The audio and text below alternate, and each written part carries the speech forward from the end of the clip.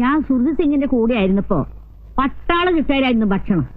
അതുകൊണ്ട് എനിക്ക് കൃത്യസമയത്ത് ഭക്ഷണം കഴിക്കണം, അല്ലെങ്കിൽ തല കറങ്ങും. എനിക്കും അങ്ങനെ. പട്ടാളത്തിൽ ഏതെങ്കിലും സിംഗിന്റെ കൂടെ ആയിരുന്ന? എനിക്ക് പ്രഷറിന്റെയാ. ഇതെല്ലാം കൂടി വാരി തിന്ന പിന്നെ എങ്ങനെയാ പ്രഷറില്ലാതിരിക്കുക? ആ കാളന്നല്ല ഈ കുറച്ചൊഴിച്ച് തോരഞ്ഞു. കറിയൊക്കെ ഇഷ്ടപ്പെട്ടോ? സത്യം പറയാലോ, വായ വെക്കാൻ കൊള്ളില്ല. പിന്നെ വിശപ്പുണ്ട് കഴിക്കുക. ഇനി താഴെ ചെന്ന് വല്ല ബ്രെഡോ ജാമോ എടുത്ത് കഴിച്ചാലേ വിശപ്പ് മാറുള്ളൂ. കൊറേശ്ശെ വിളമ്പി കൊടുക്കടി, അധികം തിന്നാലേ എല്ലിന്റെ ഇടയിൽ കേറും. ഇപ്പൊ തന്നെ നെകളിപ്പ് കൂടുതല.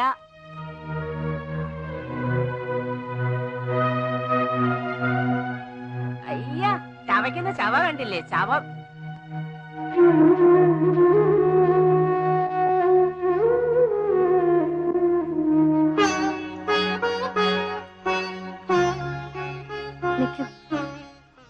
ചെറിയ ഇങ്ങനെ ഓരോന്ന് പറയും, അതൊന്നും കാര്യമാക്കണ്ട.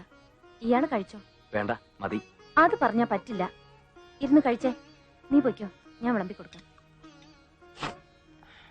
കഴിക്ക്.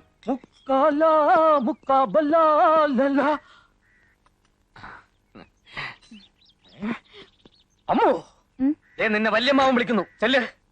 നേരത്തെ വേണം എണീക്കാൻ കേട്ടോ. മുതലാളിമാര് വിളമ്പി തന്നാലേ നീ കഴിക്കത്തുള്ളൂ അല്ലേ? അതെ, അങ്ങനെ ശീലായി പോയി. ശീലം മാറ്റണ്ട. ഞാനും ഒരു ചെറിയ മുതലാളിയാ, ഞാൻ വിളമ്പി തരാം. ഇതൊക്കെ കണ്ടിട്ട് നീ കൊറേ കാലം ആയിക്കോണല്ലോ. അടിച്ചു കേട്ട് തൈര് മീൻകറി എല്ലാം കൂടെ മിക്സ് ചെയ്ത് കുഴച്ചങ്ങടി അടിക്കടാ. നീ തന്നെ ഇരുന്ന് തിന്നണ പാട്ടി. അയ്യേ, കണ്ടവൻ ദക്ഷിണ വരുത്തിരുന്നോടാ. നിനക്ക് വിശക്കുന്നെങ്കിലേ അടുക്കള വന്ന് ചോദിച്ച് വാങ്ങിച്ച് തിന്നൂടാടാ. എരപ്പേ, ആഹാരത്തോട് ഇത്രയും ആർത്തിയോ?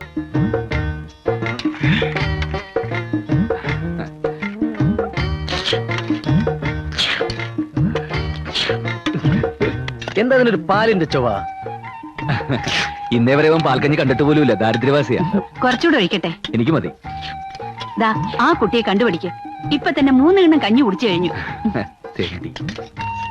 അമ്മായി, ഈ പാൽക്കഞ്ഞി കുടിച്ച വെളുക്കുവോ? വെളുക്കുവടാ, വെളുക്കും. ഈ കുടുപ്പാണ് കുടുംബം വെളുക്കും.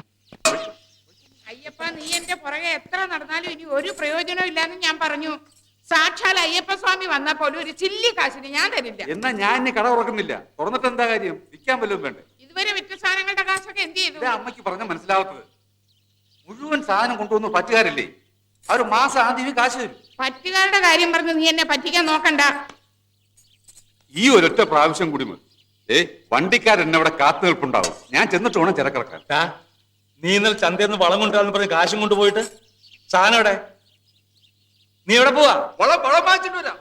ആകാശം പോയി. എടാ, നിന്നോട് ഞാൻ പറഞ്ഞിട്ടില്ലേ അവന്റെ കാശ് കൊടുക്കരുതെന്ന്?